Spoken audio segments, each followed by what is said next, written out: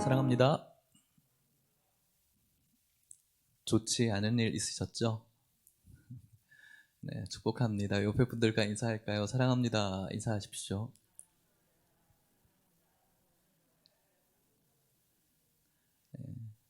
다들 너무 오랜만이신 분도 있고, 우리 승준 형제, 신형자매 너무 오랜만에서 반가워요. 네, 고마워요. 오시고. 어, 지금 어둡죠, 여러분? 괜찮죠? 네, 좋습니다. 네, 역시 믿음이 이기는군요. 불편한 부분들이 분명히 있어요. 이렇게 조명은 뒤에도 나오는데 앞에 조명 좀 안 나온다고 해서 좀 불편한 마음이 좀 있긴 있어요. 그렇죠? 그래서 오늘 1부 때 뭐 얘기하기도 했지만 잠깐 스치듯 얻어지는 깨달음이 있었어요. 빛이란 참 소중하구나. 그죠? 없으면 참 불편하구나. 맞죠? 근데 성경 요한복음에 보면은 어, 빛이신 분을 한 분 소개를 해요. 누구일까요? 예수님이시죠. 빛이신 예수님에 대해서 소개를 하는데 빛이신 예수님이 없는 것에 대해서 전혀 불편하지 않는 저의 모습을 잠깐 스치듯 생각하면서 회개가 됐어요. 여러분들은 어떠신가 모르겠어요. 참 빛이신 그 예수님, 우리를 늘 조명하시는 그 성령님의 임재를 우리가 늘 바라고 그렇게 살아야 되는데, 빛이신 예수님이 우리 삶에 없어도 전혀 문제 없는 것처럼 살아가는 혹시 우리들의 모습은 아닌지, 이렇게 조명 하나 없어도 뭔가 불편한 끼를 느끼는 민감한 우리인데, 예수님이라는 빛이 조금만 없어도 불편함을 느끼지 못하는 그런, 다른 곳에 민감한데 예수님에 대한 민감하지 못한 우리의 심령은 혹시 아닌지 생각하면서 예수님께서 주시는 귀한 말씀에 민감한 마음으로 오늘 말씀으로 들어가 보시기를 축복합니다. 네. 오늘 저와 여러분들의 읽은 성경은 사사기입니다. 예배가 있는 그곳, 샬롬이라는 그런 제목으로 여러분들과 말씀을 나누려고 합니다. 사사기, 구약시대 때의 이야기를 담고 있죠. 애굽이라는 거대한 나라에서 이스라엘 백성들이 탈출하게 되었습니다. 걸출한 그 모세라는 선지자가 있었고요. 그 모세와 함께 탈출했던 이스라엘 백성들은 가고 싶었던 땅이 분명히 있었어요. 그 땅이 어디입니까? 가나안 땅이었죠. 젖과 꿀이 흐르는 가나안 땅이었습니다.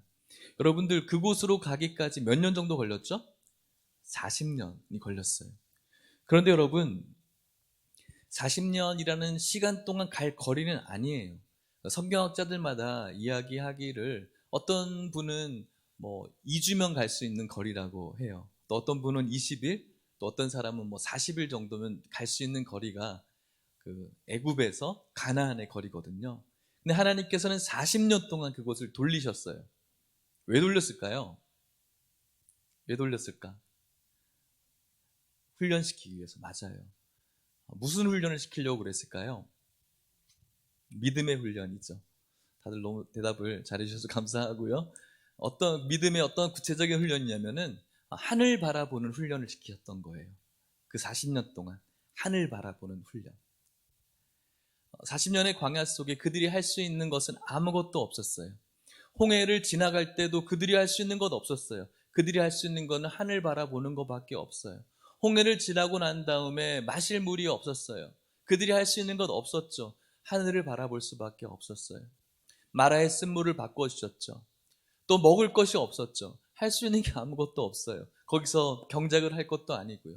하늘을 바라볼 수밖에 없어요. 만나를 내려주셨죠.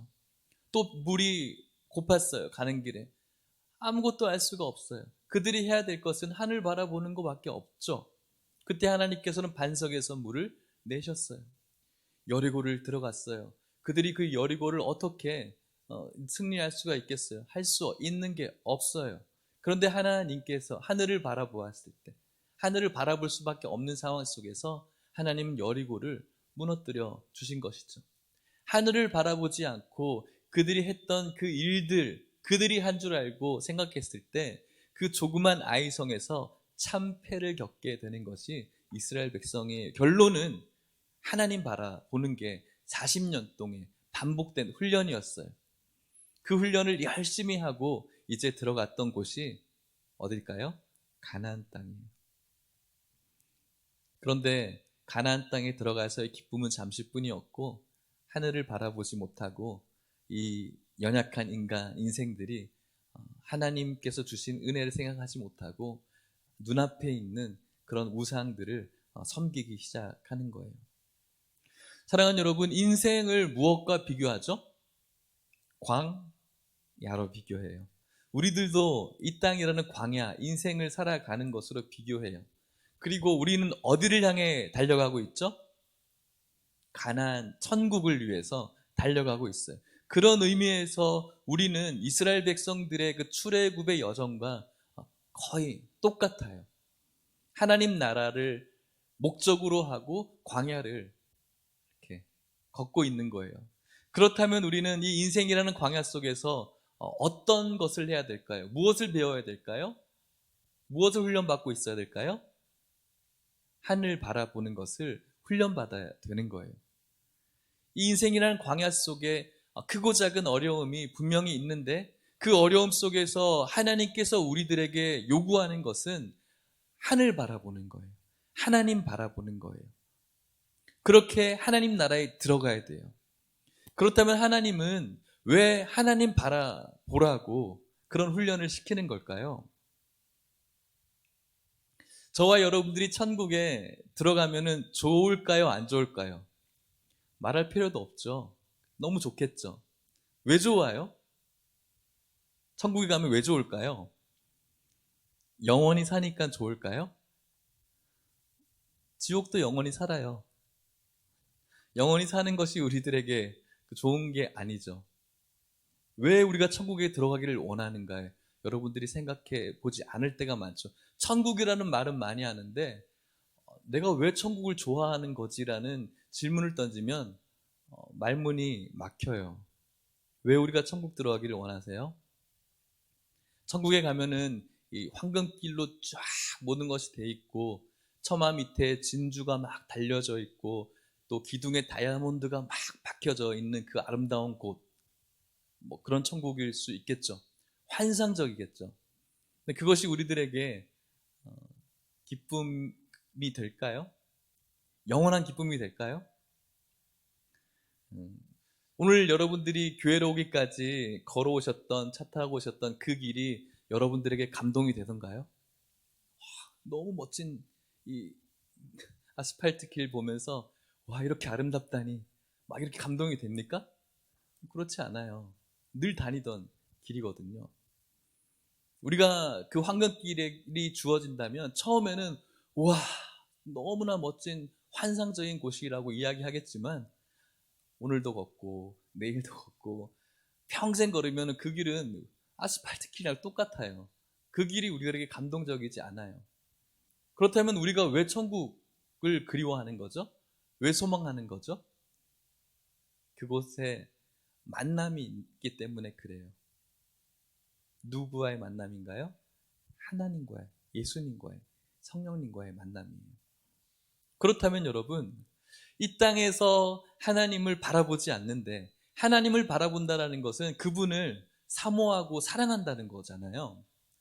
이 땅에서 하늘을 바라보지 않는데, 이 땅에서 하나님을 사랑하지 않는데 천국에서 갑자기 뿅 하고 하나님 사랑하는 마음이 생길까요? 그렇지 않죠. 이 땅에서 사모하는 그 마음이 있어야 천국에 가서 그분을 실제로 배울 때 기쁜 거예요. 감사한 거예요. 이 땅에서도 하나님을 사랑하지 않는데 하나님 나라에서 그분을 죽지 않겠지만 죽도록 배워야 되는데 그것은 고통이죠. 저주죠. 저는 그것이 어쩌면 지옥일 것 같아요. 그런 개념이. 여러분, 우리가 하나님 나라 가면은 가서 할 일이 어떤 일을 할까요? 농사 지을까요? 회사 다닐까요? 천국 가서는 뭐 할까요, 우리가? 예배예요. 예배. 천국이에요. 에서는 찬양하는 거예요. 이 땅에서의 예배를 우리가 기뻐하지 않고 이 땅에서 하나님을 찬송하는 것이 우리들에게 있어서 노동이고 뭔가 힘든 것이라면 천국에 가서 할 그 예배와 찬송은 우리들에게 있어서 똑같이 노동이에요. 똑같이. 얼마나 고통스러운 삶일까요? 하나님께서는 이 땅에서 하나님께 드리는 예배가 기쁨의 예배가 되기를 원하십니다. 믿습니까? 이 땅에서 우리가 그분을 바라보는 마음이 사랑하는 마음이 되기를 원하세요. 믿으십니까? 그렇게 우리가 훈련받아 가는 거예요. 크고 작고 어려운 일에서 하나님 바라보며 그분을 사랑하는 마음이 점점 커져가야 되는 거예요. 그렇게 하나님 나라에 들어갔을 때 내가 그리고 그렸던 그분을 배우는 것이 우리들에게 있어서 기쁨이, 참 기쁨이 되는 것이죠. 이것이 우리들이 천국에 들어가는 목적이라는 사실을 믿으시기를 바랍니다. 이스라엘 백성들은 그 훈련을 40년 동안 받았어요. 그런데 가나안에 정작 들어가서 잠깐 우와 하고 기뻤는데 좀 시간이 지나서 그들보다 조금 더 잘 살아 보이는 다른 나라의 사람들을 보면서 왜 우리는 이 모양 이 꼴이지? 라고 생각하며 저 사람들이 믿고 있는 그 신이 좀 대단해 보인다라고 생각하기 시작했어요. 그리고 난 다음에 점점 그들에게 눈에 들어온 것은 뭐 바알이나 다른 아세라나 만몬이나 이런 신들이었어요. 눈에 보이는 그런 목각상들이기도 하고요. 그것에 절하고 빌면은 뭔가 잘 되는 것 같은 그런 기분을 느끼죠. 실제적으로 다른 나라 족속들이 힘이 셌고, 그러니까 그들도 이렇게 점점 오염되어져 간 거예요. 40년 동안 하나님 바라보기를 연습했지만 그 땅에 들어가서 잠깐 좋았고 그 후에 실제적으로 닿는 그 삶 속에서 그들은 하나님을 바라보기보다는 눈에 보이는 것들에 집착하기 시작한 거예요. 그리고 난 다음에 그들은 징계를 받게 되어지죠. 다른 민족으로부터 침입받게 되어지고, 또 하나님께서 그들을 건져주시고, 또 그들이 잠깐 좋았다가 죄를 짓고, 또 하나님께서는 도와주셔서 구원시키고, 이것을 반복하는 것이 바로 사사기의 내용들이에요. 사사를 시켜서 일으키시거든요. 오늘 우리는 사사기 6장에 이제 들어와 있어요. 사사가 나타났다가 죽고 나타났다가 죽고, 오늘 이제 6장에 새로운 사사가 등장하는데, 또 이스라엘 백성들이 잠깐 좋았다가 또 그들의 삶이 엉망으로 변하기 시작하는 거예요. 우리가 사사기 6장 11절을 읽었는데 1절에 그 배경이 있습니다. 1절 말씀을 같이 한번 읽어볼게요. 1절입니다. 시작.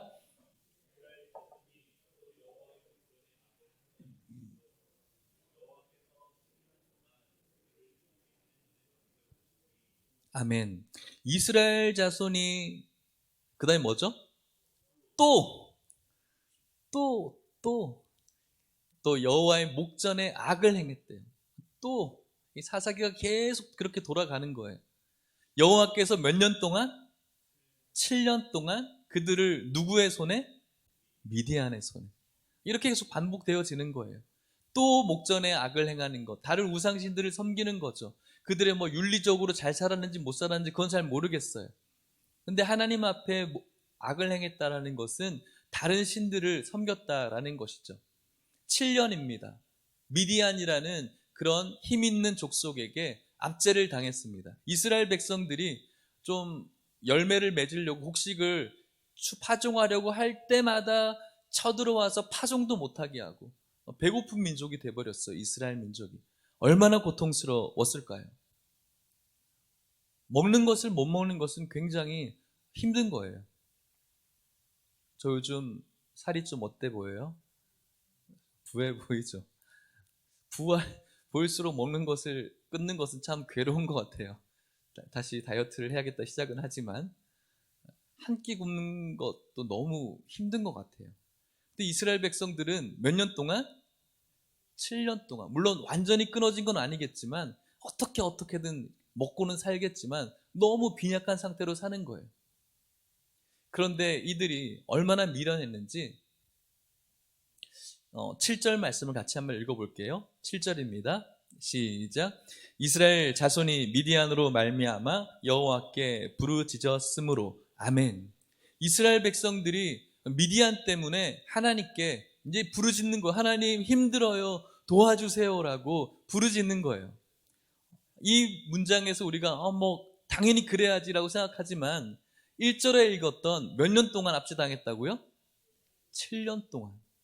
7년 동안 압제당하고 난 후에 부르짖은 거예요. 그럼 7년 동안 뭐 했다라는 거예요? 부르짖지 않았다라는 거예요. 미련한 인생들 이죠. 얼마나 힘들었을까? 하나님의 백성인데 7년 동안 이렇게 고통스러웠음에도 불구하고 하나님 앞에 진심으로 부르짖지 못했다라는 거예요. 얼마나 영적으로 어두웠는지 알겠죠. 그럼에도 불구하고 저는 이것이 다행이다라고 생각이 들어요. 이것이 은혜라고 생각이 들어요. 그래도 부르짖을 수 있었다라는 건 저는 다행이고 은혜라고 생각이 드는 거예요. 오늘 여러분들의 삶을 한번 점검해 보시고 돌아보셨으면 좋겠습니다. 여러분들의 인생에 어려움과 크고 작은 굴곡들이 있습니다. 그때 여러분들과 제가 하고 있는 일은 무엇인지를 생각해 보셨으면 좋겠어요. 지난 1년이라는 코로나의 기간 동안 여러분들이 하고 있는 많은 일들 속에서 일어났던 일들, 코로나뿐만 아니라 여러분들의 개인적으로 일어났던 크고 작은 일들이 분명히 있었을 텐데, 코로나 누구 때문이고 또 이것을 바라보면서 나라는 왜 이렇고 교회는 왜 이렇고 저 사람들은 왜 저렇고 수많은 말을 우리가 쏟아내긴 했는데 정작 그 1년이라는 수많은 시간 동안 365일 그 24시간이 되는 그 시간 동안 하나님께 부르짖은 시간, 그 기회는 몇 번이나 있었는지를 생각해 볼 필요가 있는 것이죠. 그렇게 힘들다고 고통스럽다라고 이야기를 하고 저 사람들은 왜 저럴까, 저 부류 사람들은 왜 저럴까 많은 이야기를 하는데 정작 우리들은 하나님의 백성으로서 얼마나 많이 부르짖었는지, 얼마나 많이 그분을 찾았는지를 생각해 볼 수 있어야 되는 거예요. 점검해 보셨으면 좋겠어요. 그래도 우리들에게 은혜이고 다행이라면 오늘 이 말씀을 듣고 다시 한번 내 삶을 점검하고 하나님께 나와서 부르짖을 수 있다면 저는 그것이 은혜 받은 자의 모습이라고 믿습니다.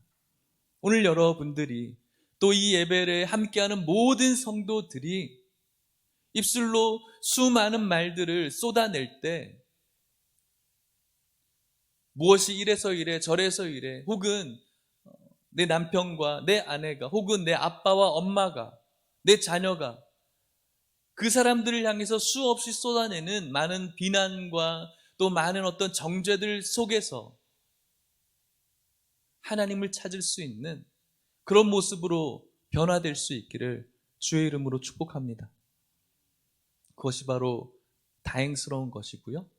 그것이 바로 은혜이고 하나님의 백성으로서 해야 될 일인 줄 믿습니다. 이렇게 하나님께 부르짖던 때에 이것과는 전혀 상관없는 한 인물이 등장합니다. 그 등장인물이 오늘 우리가 읽은 본문에 소개되어지고 있죠. 11절 12절 말씀인데요, 이제 그 한 인물과 하나님의 사자가 대화하는 장면이에요. 주고받고 같이 한번 읽어볼게요. 11절 12절입니다. 시작. 여호와의 사자가 아비에셀 사람 요아스에게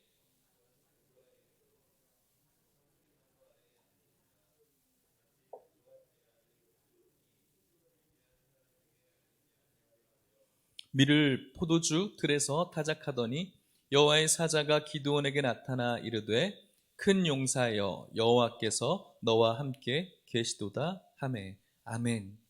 이제 이스라엘 백성들이 하나님을 부르짖는 그 시기에 기드온이라는 한 사람이 등장합니다. 이 사람이 지금 어떤 일을 하고 있는지 살펴보십시오.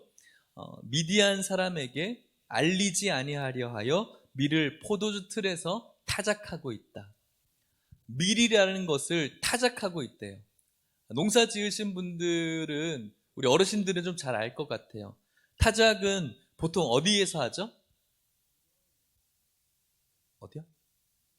논에서, 맞죠? 넓은 곳에서 하죠, 타작을.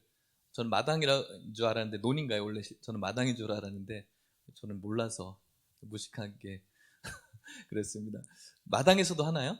아무튼 논에서 넓은 데서 하잖아요, 그죠? 그런데 지금 이 기드온은 어디서 하고 있죠? 포도주 틀에서 하고 있어요. 포도주 틀은 이제 집 내에서 포도주를 짜기 위한 작은 공간이에요. 타작을 지금 어디서 하냐면은 안에서 하고 있는 거예요.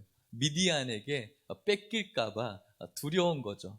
소심하고 용기 없는 그런 인생의 모습이라고 할 수가 있을 것 같아요. 꼭 저와 같은 것 같아요. 용기도 없고 대담하지도 못하고 소심한 그런 저의 모습 같기도 하고요. 그런데 여러분, 이 사람에게 여호와의 사자가 나타났는데 대뜸 이 기드온에게 하는 말이, 이 소심하고 대담하지 못한 기드온에게 하는 말이 큰 용사여라고 하는 거예요. 그리고 하나님이 너와 함께 있다라고 선언하는 거예요. 이 소심하고 용기 없는 자에게 하나님께서 임하시는데, 이렇게 임하면은 불과 같이 일어나서 무언가를 해야 되잖아요. 그때 기드온과 또 여호와의 사자의 대화를 살펴봅시다. 13절 14절입니다. 같이 읽을게요. 시작.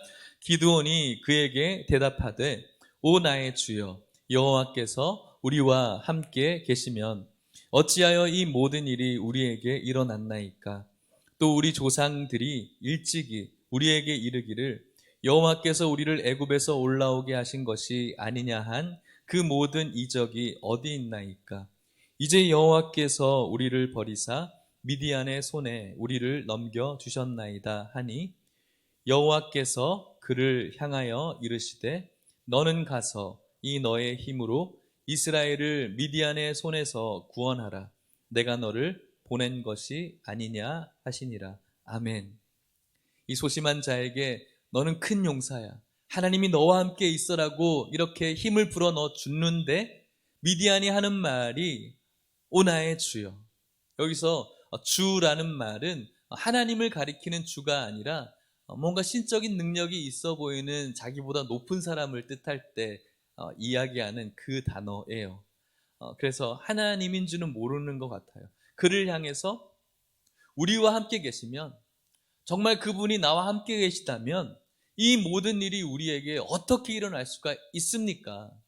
정말 하나님이 살아 계시다면 지금 나에게 왜 이런 일이 일어나고 있는 거죠? 왜 우리 이스라엘에게 이런 일이 일어나야 됩니까? 하나님이 없다라는 거예요. 죽었다라는 것과 마찬가지죠. 지난주에 시편 42편을 여러분들과 같이 나누었죠?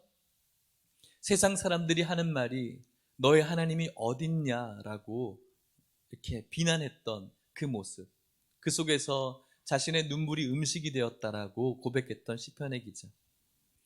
그런데 여러분, 세상 사람들이 교회를 향해서 네가 믿는 하나님이 어딨어? 라고 이야기하는 거는 저는 뭐 당연하다라고 생각이 들어요. 은혜를 경험하지 못했으니까, 하나님을 모르니까.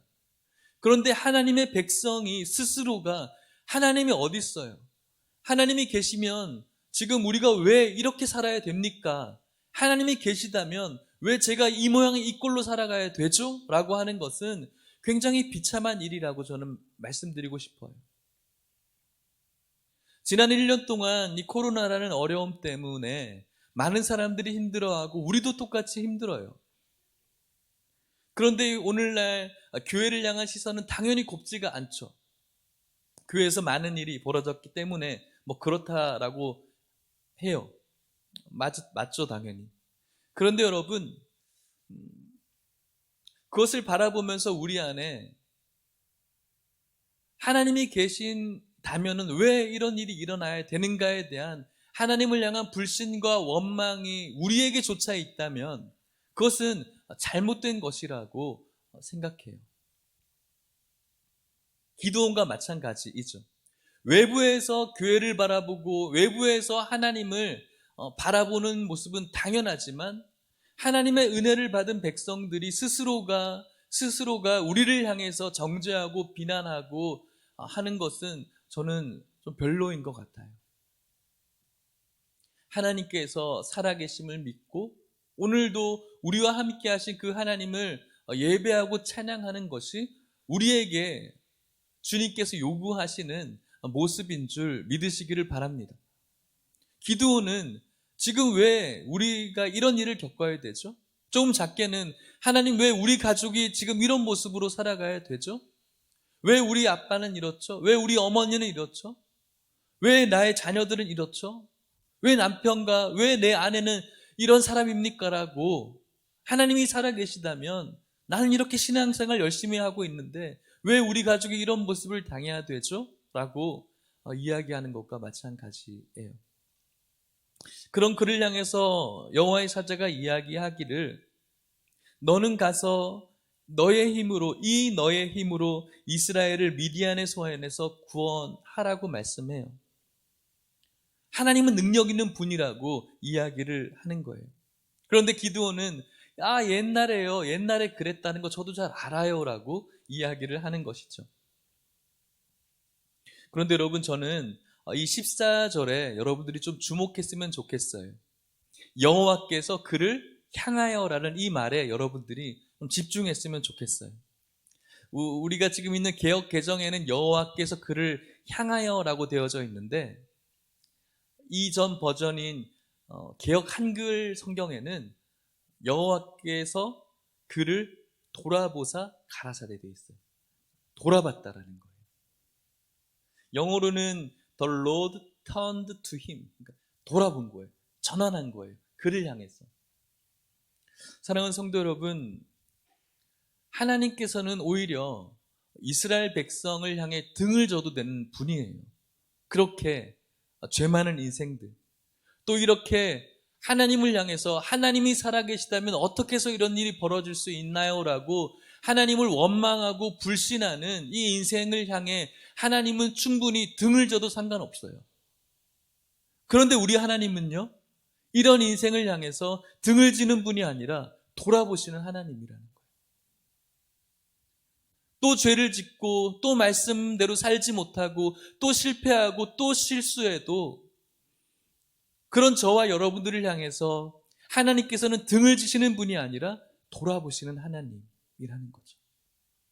저는 이 하나님이 얼마나 좋은 하나님인지 모르겠어요. 오늘 저와 여러분들이 신앙하는 이 하나님은 이번 주도 말씀대로 살아야겠다라고 다짐하며 또 실패하는 저와 여러분들을 책망하고 저와 여러분들을 또 지적질하시는 분이 아니라 그럼에도 불구하고 그런 저와 여러분들을 향해 또 돌아보시는 놀라운 사랑의 하나님이신 줄 믿고 위로받으시기를 축복합니다. 이 하나님이 우리의 하나님이라는 그 사실에 감동하시고 기뻐하시기를 축복합니다. 그 하나님께서 이 기드온을 향해서 계속해서 이야기를 해요. 네가 큰 용사가 될 것이다. 내가 너를 너의 힘으로 보낼 것이다라고 이야기를 하는 것이죠. 그리고 난 다음에 15절 16절 계속해서 이야기를 합니다. 15절 16절 읽어볼게요. 시작. 그러나 기드온이 그에게 대답하되 오 주여, 내가 무엇으로 이스라엘을 구원하리이까? 보소서, 나의 집은 므낫세 중에 극히 약하고 나는 내 아버지 집에서 가장 작은 자니이다 하니 여호와께서 그에게 이르시되 내가 반드시 너와 함께 하리니 네가 미디안 사람 치기를 한 사람을 치듯 하리라 하시니라. 아멘. 하나님께서 큰 용사라고 말씀하시고 너와 함께 있겠다라고 말씀하시면서 계속해서 괜찮아라고 말씀하시는데 지금 또 기드온은 무엇이라고 이야기하냐면 주님, 내가 무엇으로 무슨 힘으로 할 수 있겠어요?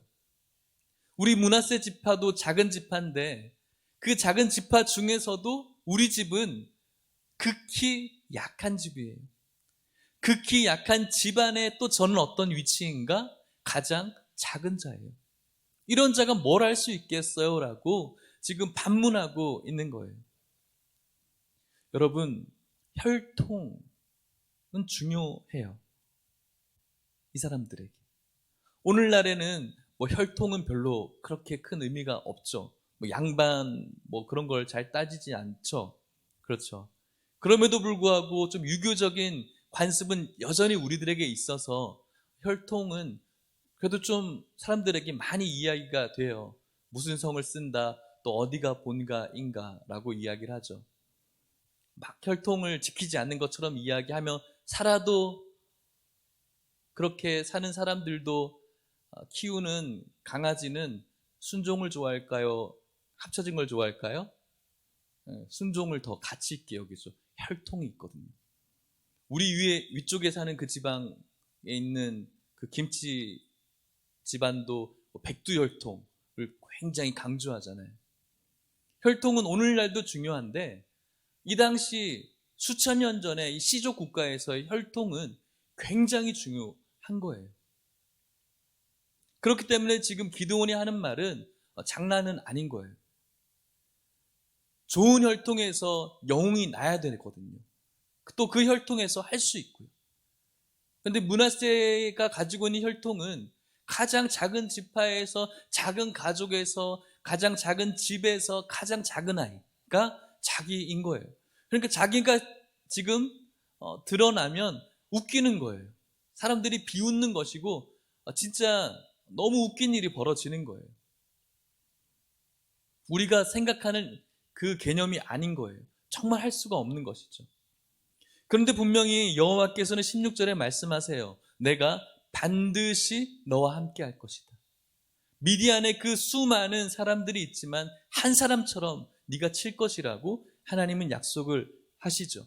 그렇게 힘을 넣어 주십니다. 그렇다면은 이제 돌아오면 돼요.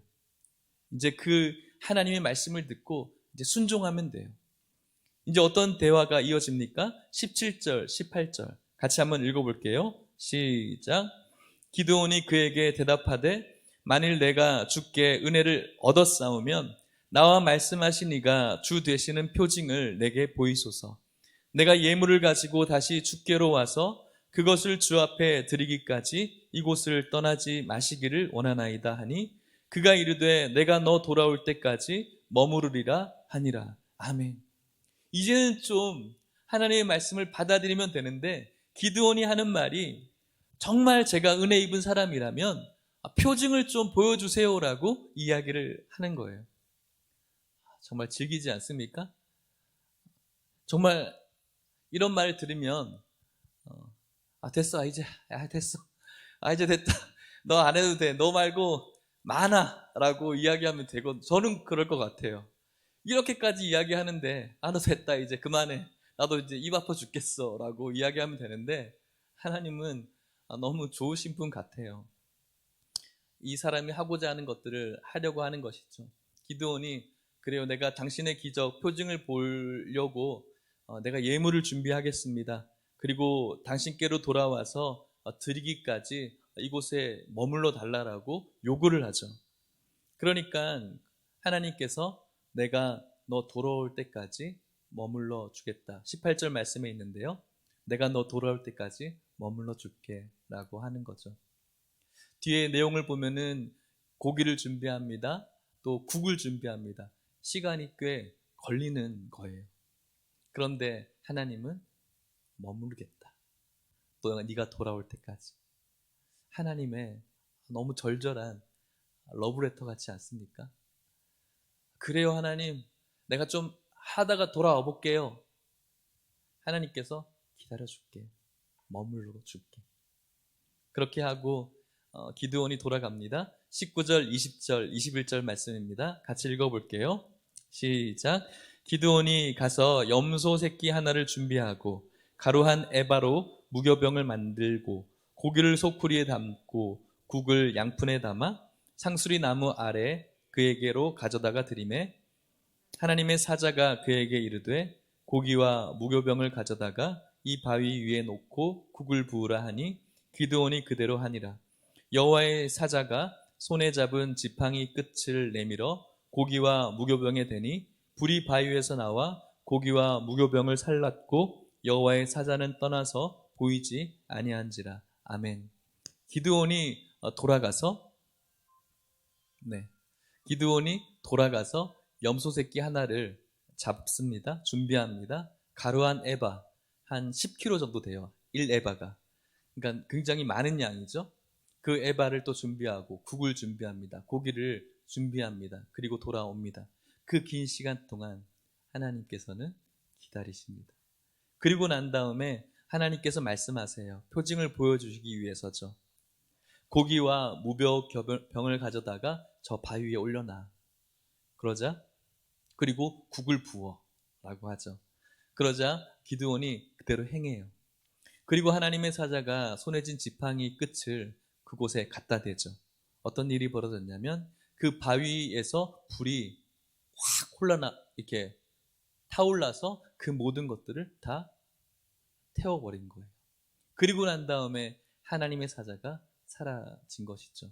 하나님의 기적을 보여준 것입니다.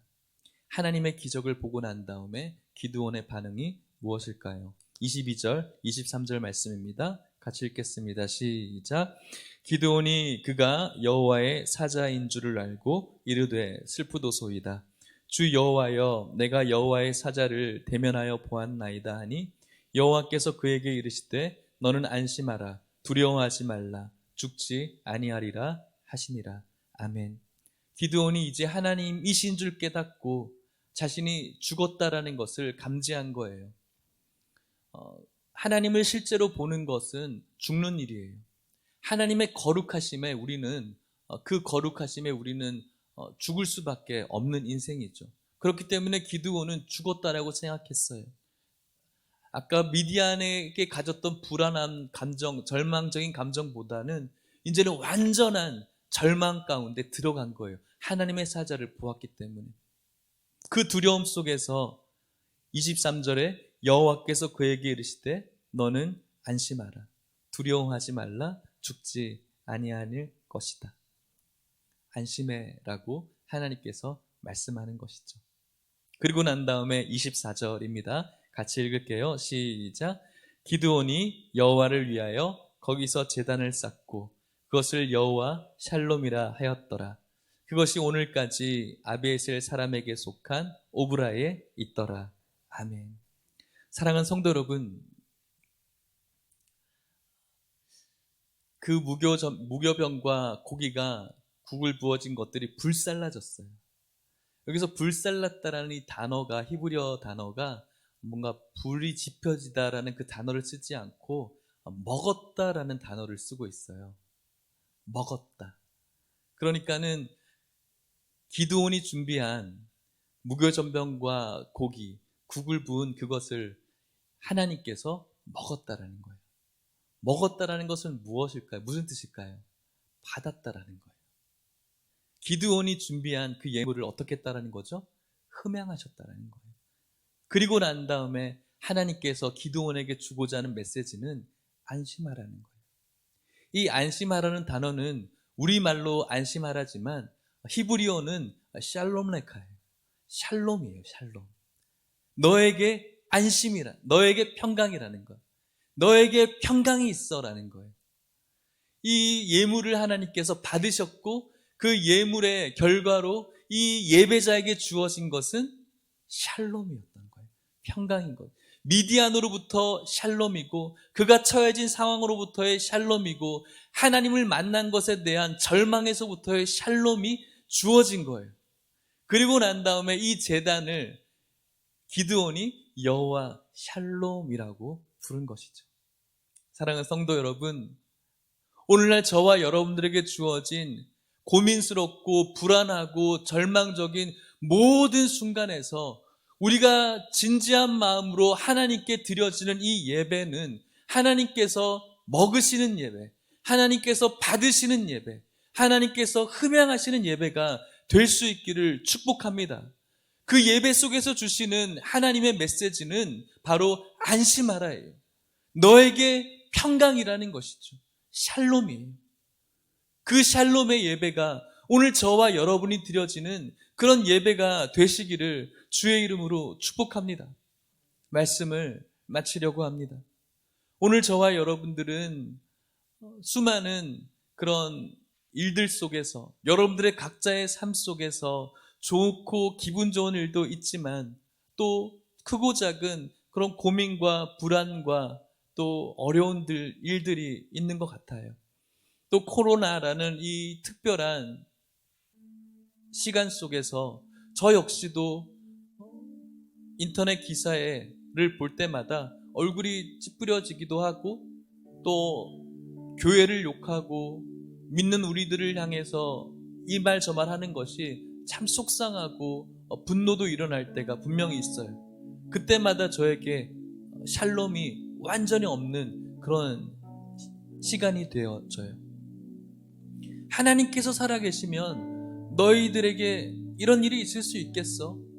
그 말조차도 소화하기가 참 힘든데 댓글에 보면은 나도 교인인데 왜 이런가? 나도 교인인데 하나님 없는 것 같아. 성도임에도 불구하고 하나님을 불신하고 목회자를 불신하고 하나님의 백성임에도 불구하고 하나님을 향해 불신하는 그런 글들을 볼 때 너무너무 속상해요. 이해는 가지만 그때 우리들에게 주시는 하나님의 마음은 그래도 그런 우리를 등 돌리지 아니하시고 돌아보시는 하나님인 거죠. 얼마나 놀라운 하나님이신지. 오늘도 내가 하나님을 원망하고 불신할 때 나에게 있는 것이 너무나 없는 것 같아서, 부족한 것 같아서, 남들과 비교했을 때 내가 가진 것이 없는 것 같아서 내 안에 불평이 일어날 때에도 하나님께서는 나를 돌아보시고, 이번 주에 주신 말씀 붙들고 한 주간 좀 열심히 살아보려고 하지만 실패하고 실수해요. 그래도 우리 하나님은 돌아보시고, 놀라우신 하나님, 그리고 여러분들이, 제가 오늘 기드온이 예물을 가지고 온 것처럼 예물을 가지고 오는 그 기드온을 하나님께서 기다리시는 것처럼 오늘 그러한 마음으로 하나님 전에 나오는 저와 여러분들을 하나님이 기다리시고 머무르시고 우리의 예배 시간을 하나님께서 기다리시고 머무르시고 놀라우신 하나님, 이런 우리들의 마음 속에서 드리는 진지한 예배는 하나님께서 받으시는 예배, 그리고 주시는 말씀은 너희에게 평강이 있을지어다. 너희들의 예배가 기쁨이 되기를 원한다. 사랑하는 성도 여러분, 오늘 우리들의 예배가 여호와 샬롬이기를 축복합니다. 이런 생각을 합니다. 이처럼 나약하고 용기 없고 대담하지 못하고 소심한 기드온을 하나님께서는 왜 이 놀라운 일에 쓰려고 하실까? 왜 하필 기드온일까? 왜 이런 인생을 쓰려고 하실까? 왜 쓰려고 하실까요, 여러분? 이유 아세요? 저는 모르겠어요. 이유가 없어요. 한 가지 이야기할 수 있어요. 그것이 은혜예요. 우리가 그래요. 이처럼 소심하고 연약하고 죄 많은 인생을 하나님께서 왜 선택하셨을까? 이렇게 잘난 것 없고 늘 실수밖에 없고 또 입에서 나오는 말이 좋은 말 하지 못하는, 또 좋은 마음 없는 우리와 같은 인생을 왜 하나님께서는 자신의 가장 소중한 아들을 희생하시면까지 건지셨을까? 이해되지 않아요, 저는. 은혜예요, 그게. 그것을 은혜라고 부르는 거죠. 마치 우리들처럼 말이죠. 이런 저와 여러분들을 통해서 하나님께서는 일하시기를 원하시는 줄 믿으시길 바랍니다. 기드온을 쓰셨던 것처럼. 이런 저와 여러분들이지만 늘 불안함과 늘 이런 절망 속에 살아가는, 오늘도 그 길을 걸어가야 되는, 세상으로부터 오는 지탄과 지적 속에 무언가 의기소침하게 지내야 될 것 같은 우리들이지만 그럼에도 불구하고 오늘 진지한 마음으로 하나님 앞에 드려지는 그 예배는 하나님께서 먹으시는 예배, 받으시는 예배 되어서 우리들에게 샬롬 주시는 줄 믿으시기를 축복합니다. 우리가 이 예배를 사모합시다. 우리가 이런 예배를 사랑합시다. 우리가 이런 예배를 기대합시다.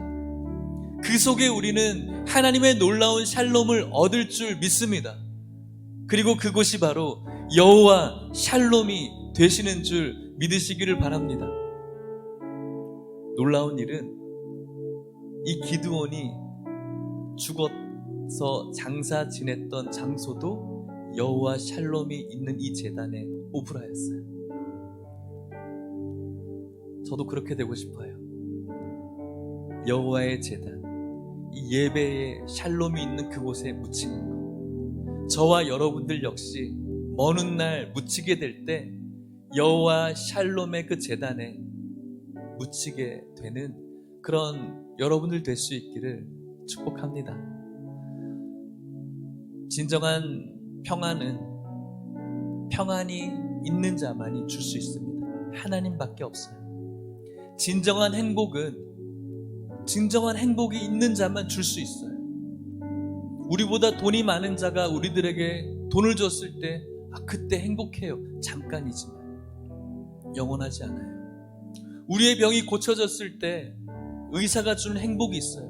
잠깐 행복해요. 하지만 또 아파요. 사람이 주는 그런 행복은 잠깐 있어요. 하지만 영원할 수 없는데 하나님이 주시는 행복이 영원하는 행복이고 그분만이 우리들에게 참 행복을 주실 수 있다는 사실을 믿을 수 있기를 축복합니다. 여러분들의 예배가 있는 곳, 모든 산 예배가 여러분들의 일터와 직장과 가정에서 오늘 여러분들이 한 주간 예배를 드리면서 살아갈 텐데 그곳이 여러분들에게 샬롬이 되시기를 축복하고 행복이 되시기를 축복합니다. 우리 같이 찬양하고 기도했으면 좋겠습니다. 행복이라는 찬양입니다. 우리의 영원한 샬롬과 행복 되시는 그 하나님의 평안과 행복을 여러분들의 삶의 예배를 통해서 누리기를 축복합니다. 화려하지 않아도 정결하게 사는 삶, 가진 것이 적어도 감사하며 사는 삶, 내게 주신 작은 일 나눠주며 사는 삶, 이것이 나의 삶의 행복이라오. 눈물 날 일 많지만 기도할 수 있는 것, 억울한 일 많으나 주를 위해 참는 것, 비록 짧은 작은 삶 주 뜻대로 사는 것, 이것이 나의 삶의 행복이라오. 이것이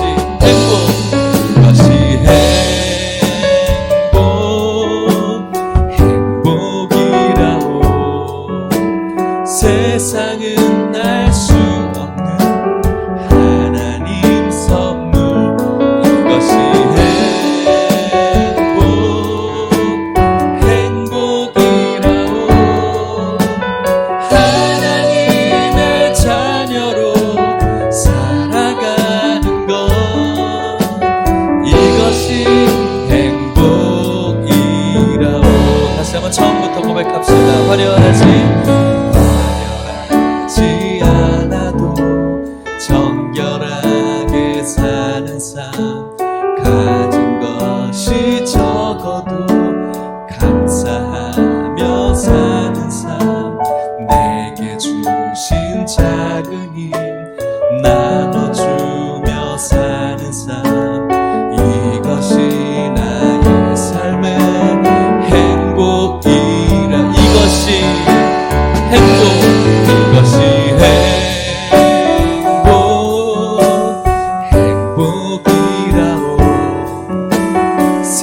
세상은 알 수 없는 하나님 선물, 이것이 행복이라오. 하나님의 자녀로 살아가는 것, 이것이 여러분들의 삶에 선포합시다. 이것이 행복입니다.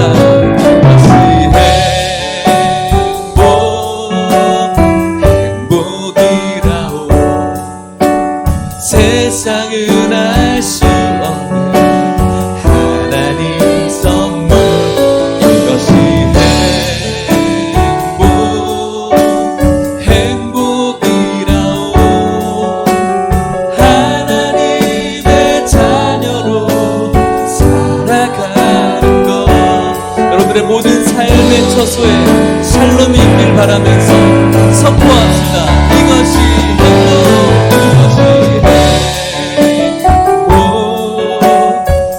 행복이라오. 세상은 알 수 없는 하나님 선물, 이것이 행복이라오. 하나님의 자녀로 살아가는 것, 이것이 행복이라오. 우리 같이 한번 기도할까요? 기드온, 소심하고 용기 없고 대담하지 못한 기드온이 꼭 우리들 모습 같습니다. 오늘날의 위기에 교회를 바라보는 그 모습이 오늘 기드온처럼 우리를 위축하게 만들어요.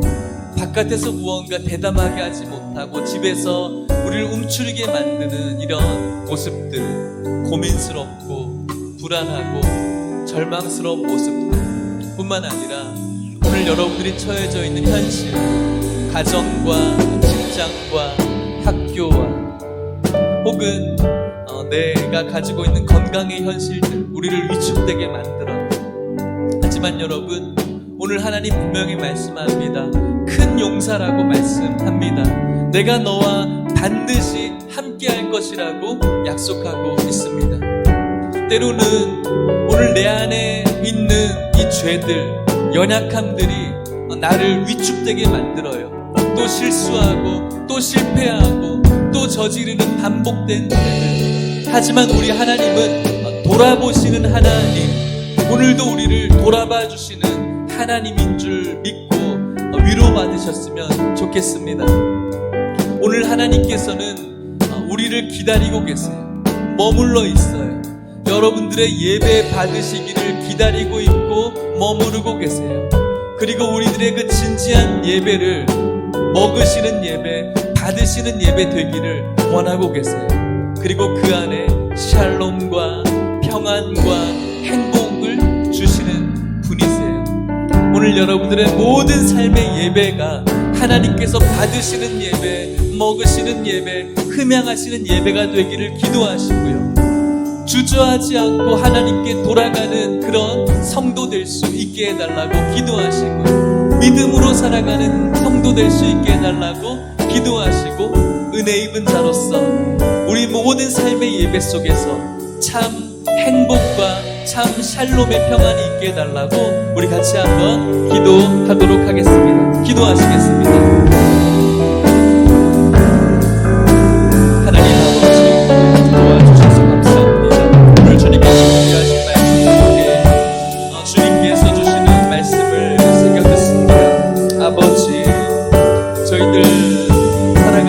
때로는 고민되어지고 슬퍼하게 되어지고 원망하게 되어지고 또 하나님이라고 생각하지 못하는 그런 우리들의 모습이 있습니다.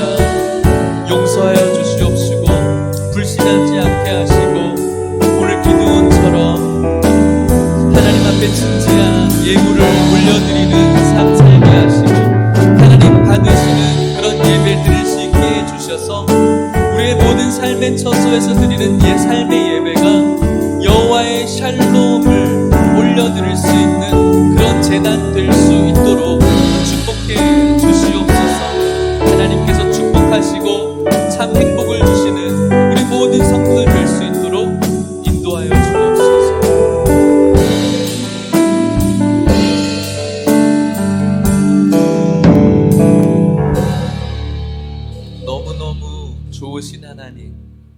너무너무 사랑이 많으신 하나님, 오늘도 기다려주시고 머물러 주셔서 감사합니다. 하나님 아버지, 오늘 우리들의 삶을 되돌아봅니다. 좋은 날도 있고 어떤 시간에는 참 재밌는 시간도 있지만 눈살이 찌푸려지고 또 고민스럽고 불안해지고 또 위축되는 그런 상황도 있습니다. 하나님 아버지, 그 속에서 우리가 그렇게 위축된 상황 속에서, 어려운 상황 속에서도 하나님께 부르짖지 못했던 모습을 회개하오니 하나님 용서하여 주시옵소서.